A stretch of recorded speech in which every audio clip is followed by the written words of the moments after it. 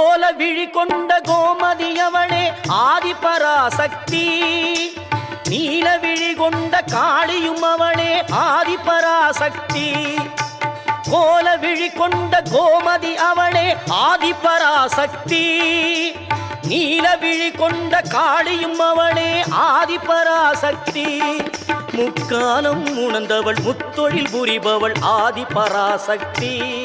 முக்காலம் உணர்ந்தவள் முத்தொழில் புரிபவள் ஆதிபராசக்தி. திரிசூலமும் தாங்கிடும் சுந்தரி அவளே ஆதிபராசக்தி. மேல்மருவத்தூர் ஆதிபராசக்தி மலர்பதம் பாடிடுவோம்.